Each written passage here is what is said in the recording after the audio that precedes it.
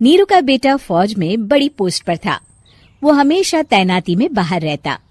घर में अकेली नीरू बोरियत महसूस करती थी। नीरू की सहेलियों ने उसे सलाह दी कि वो अपने बेटे की शादी करवा दे।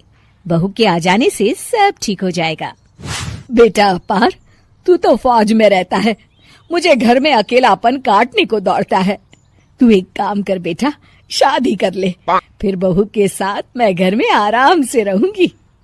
क्या माँ, मैं जब तक मेजर नहीं बन जाता शादी नहीं करूंगा।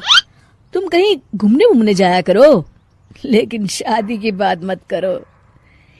इतना कहकर अपार वहां से चला जाता है, लेकिन जाते वक्त उसे माँ की भी चिंता रहती है। एक दिन दरवाजे की घंटी बजती है।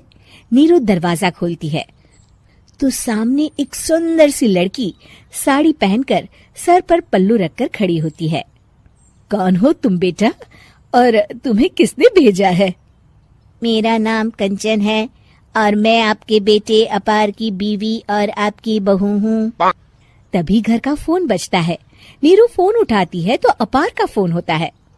माँ, कंचन आ गई। वो आपकी बहू है माँ, और मैंने उससे शादी कर ली है। आप अकेली रहती है तो मैंने आपके लिए शादी कर ली माँ। अच्छा बेटा, बहू तो आ गई, बहुत सुंदर है। अब ना मैं आराम से घर में खुश रहूंगी। इतना कहकर नीरू जैसे ही कंचन की तरफ देखती है, वो उसके पैर छूती है।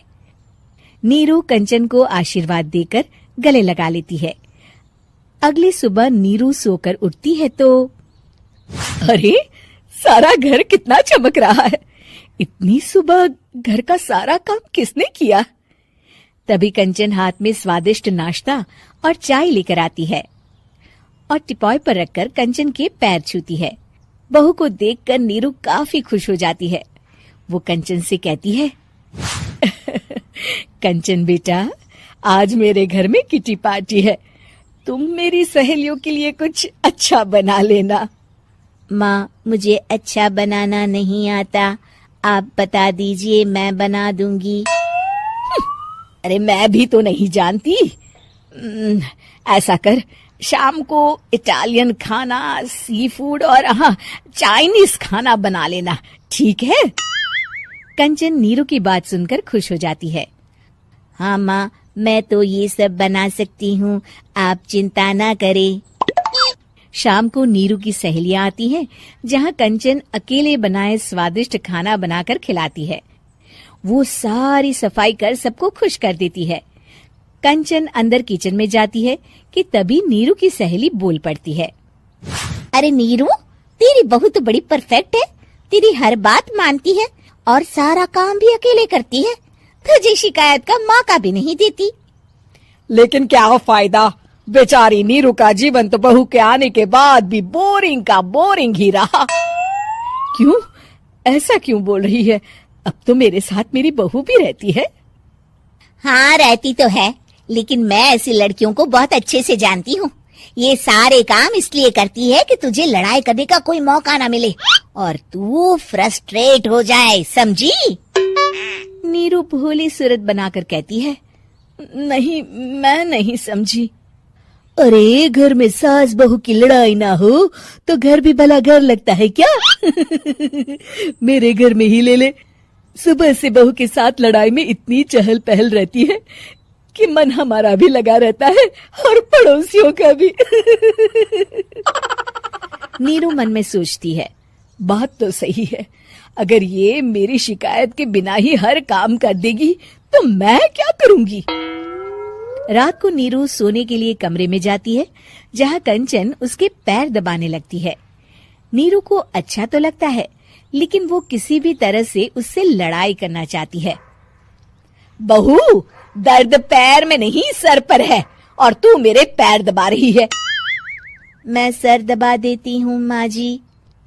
ये कहकर वो उसका सर दबाने लगती है।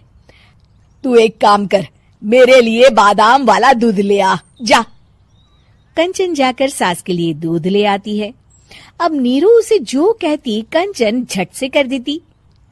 बहू, जरा छत से जाले निकाल दे। जी माँ जी। कंचन 5 मिनट में ही पूरे घर के जाले साफ कर देती है। नीरू तो देखती की देखती ही रह जाती है। कमाल है, ये तो हर काम कर रही है। तरस गई मैं तो इससे लड़ाई करने को। इतना कह के नीरू चली जाती है। नीरू को एक दिन कंचन पर इतना गुस्सा आता है कि वो सोच लेती है आज तो उससे लड़कर ही रहेगी। मौका देखकर नीरू कंचन को पैर से लंगड़ी देकर गिरा देती है, जिसके बाद जो होता है नीरू को विश्वास ही नहीं होता। जमीन में 2 भागों पर गिरी कंचन के सारे पुर्जे बिखर जाते हैं। स्प्रिंग और उसके अंदर से रंग बिरंगी लाइट जलने लगती है। तभी घर की घंटी बजती है। नीरू डरकर दरवाजा खोलती है तो सामने अपार खड़ा होता है। क्या हुआ माँ, तुम इतना डर क्यों गई? कंचन ने कुछ किया क्या? कुछ कहा क्या उसने? मैं अभी बताता हूँ। तभी अपार की नजर कंचन पर पड़ती है। अरे माँ, तूने ये क्या किया? कंचन को तोड़ दिया। तुम्हारी खुशी के लिए मैंने रॉबर्ट को तुम्हारी बहू बनाकर भेजा था, जिससे तुम्हारी हर इच्छा पूरी हो और तुम खुश रहो। माँ, ये तो इंसान थी भी नहीं, इससे तो गलती हो ही नहीं सकती थी। फिर आपने इसे क्यों तोड़ा? क्या गलती थी इसकी माँ? बेटा, इसकी सबसे बड़ी गलती ये थी कि ये इंसानों की तरह सास से लड़ाई नहीं करती थी। अपार माँ की बात सुनकर हैरान रह जाता है।